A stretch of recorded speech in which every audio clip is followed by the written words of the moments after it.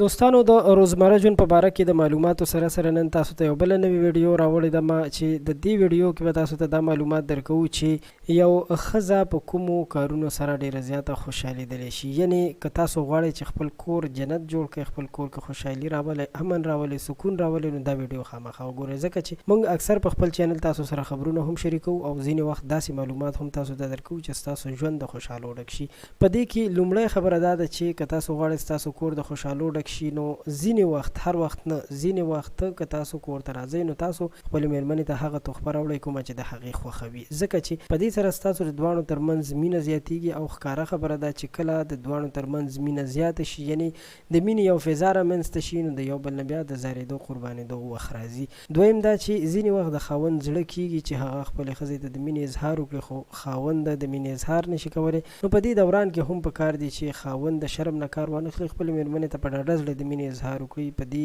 مینې اظهار سره د دوی ترمنځ دغه مینه محبت چې دا نور هم زیاتېدلی شي او پکار ده چې مینه محبت زیات کړی شي. دریم دا چې ځینې وخت د کور نه لرې په چکر باندې وتل پکار دي. نن سبا د ډپریشن او د ټینشن وخت دی، نو په دې وختونو کې که یو سړی غواړي چې د خوشحالۍ ژوند تیر کړي، خوشحاله زندگی ولري، خپلو بچو سره، خپلو مېرمنو سره یو ښه ماحول، یو ښه وخت تیر کړي، نو پکار ده چې ځینې وخت دوی لرې چکر ولګوي، آوټینګ وکړي، نو په دې سره به د دوی هغه زندگی چې د هغې سرکل ډېر ښکلی روان وي. نو قدرمنو، موږ ځینې وخت غواړو چې تاسو سره د خبرونو سره سره داسې معلومات هم شریک کړو چې دا په روزمره ژوند کې ستاسو د ژوند خوشحالۍ یو پد وکړي او تاسو په هغه معلوماتو باندې خبر کړو، د کومو معلوماتو په بحث باندې چې ریسرچ کیږي او هغه معلومات موږ تاسو ته راوړو. نو که دا معلومات مو خوښ شوي ویډیو مو خوښه شوي ویډیو لایک کړئ،